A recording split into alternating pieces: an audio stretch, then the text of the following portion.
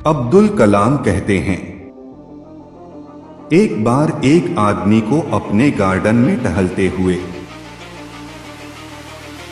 किसी टहनी से लटकता हुआ एक तितली का कोकून दिखाई पड़ा। अब हर रोज वो आदमी उसे देखने लगा और एक दिन उसने नोटिस किया कि उस कोकून में एक छोटा सा छेद बन गया है।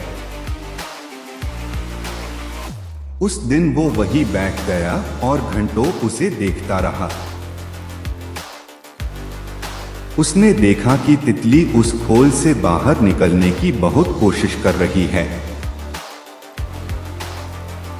पर बहुत देर तक प्रयास करने के बाद भी वो उस छेद से नहीं निकल पाई।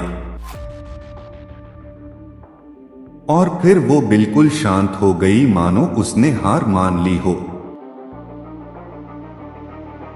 इसलिए उस आदमी ने निश्चय किया कि वो उस तितली की मदद करेगा। उसने एक कैंची उठाई और कोकून की ओपनिंग को इतना बड़ा कर दिया कि वो तितली आसानी से बाहर निकल सके, और यही हुआ। तितली बिना किसी और संघर्ष के आसानी से बाहर निकल आई, पर उसका शरीर सूजा हुआ था और पंख सूखे हुए थे।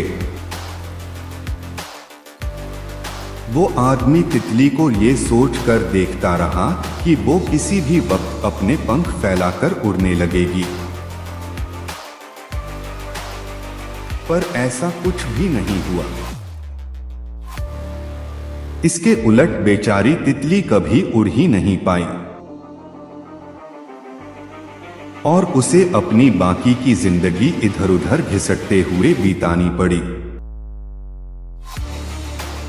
वो आदमी अपनी दया और जल्दबाजी में ये नहीं समझ पाया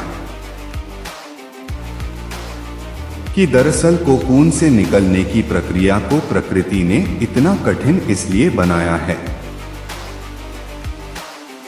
ताकि ऐसा करने से तितली के शरीर में मौजूद तरल उसके पंखों में पहुंच सके और वो छेद से बाहर निकलते ही उड़ सके। वास्तव में कभी कभी हमारे जीवन में संघर्ष ही वो चीज होती है जिसकी हमें सचमुच आवश्यकता होती है।